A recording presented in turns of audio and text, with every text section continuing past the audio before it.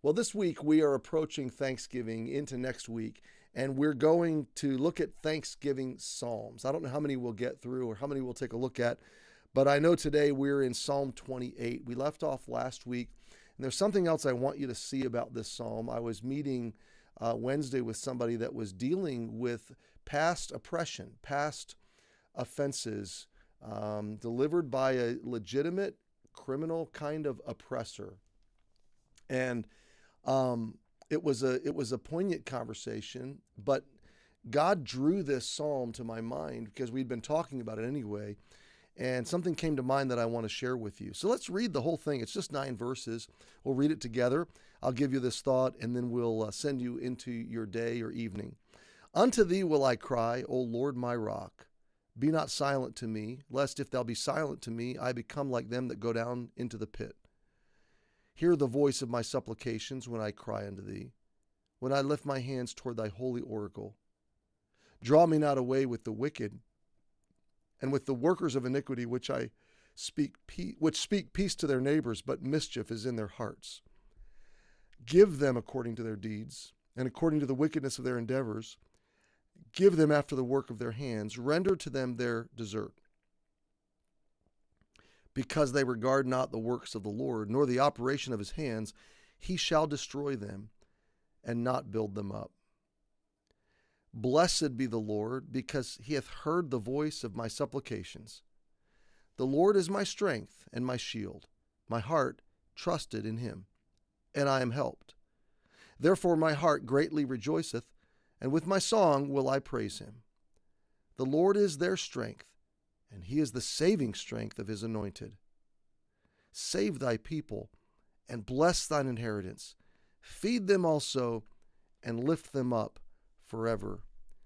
Here's what came to my mind to share with you today from this psalm. There's a lot of talk about healing today because there's a lot of injustice. There's a lot of oppression. There's a lot of abuse.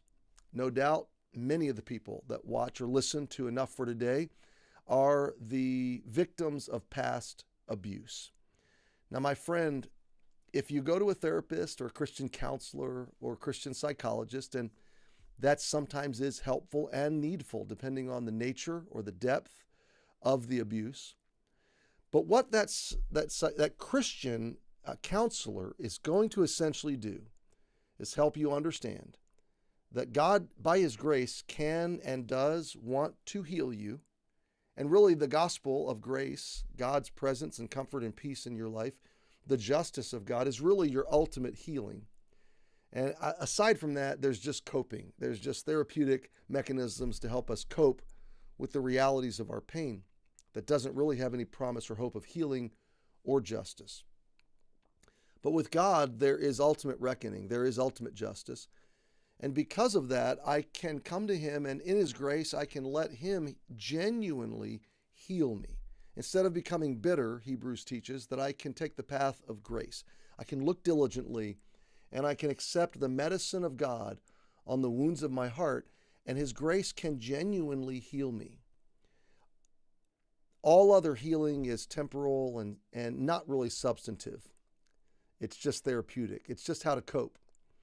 But this healing is genuine. The question is, do I really want to trust God? Do I really want to relinquish the experience? Because in modern terms, in contemporary terms, often the therapeutic world, the counseling world, the psychiatric world is merely a processing world. It's not a healing world. It's a world that sits in the mud and the scar and the bruising and the brutality of the abuse or the injustice, and it contemplates it. It regrets it. It feels it, and it feels it over and over and over again, which is not healing. It's not even really therapeutic. It's just someone listening to you as you continue to regurgitate and regurgitate. Well, God's kind of healing is a kind of healing that lets you move past that, literally. And in that process, God's going to teach you by his word and his grace that those past offenses and injustices and pains only have the power that you grant them. In other words, if you continue to give them power to hurt, then they continue to hurt.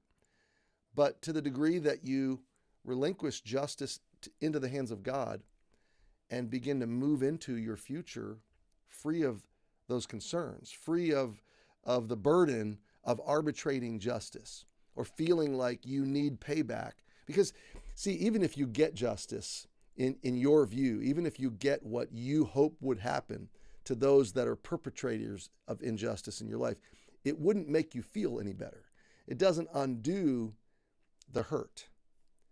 And so even those in a courtroom that are getting justice and the criminal is being put to death or sentenced to life in prison or whatever the story, it doesn't make anybody feel any better. So the reality of being able to relinquish justice into God's hands and know there will be a reckoning, there will be ultimate justice, it frees me, it liberates me to pursue God in my future. And in that future is going to be genuine healing, real healing. And there's going to be genuine emotional and psychological and intellectual release of those past abuses or hurts. And there's going to be a reappropriation of them. Instead of defining me, they're going to refine me. And they're going to become tools in my toolbox by which I can help others to navigate those deep and treacherous waters. Well, Psalm 28 is a wonderful passage to help you understand the process of moving forward through injustice. Because what does David do? David puts his trust in God, cries out to God, says, I need you, Lord, bring me forward. But then he puts his enemies in God's hands. And I want you to catch this. So in verses 1 and 2, he says, God, you are my rock. You're my refuge. You're my stability. You're my fortress. So when this injustice is wearing on me and eat me up, I'm going to cry to you and I'm going to run to you because you are ultimate judge and vindicator, and you are on my side. You're my father. You're my friend. You're my fortress. God, without you, I'm as good as dead, he says in verse 1. But verse 2, hear my voice, my supplications. I'm crying to you.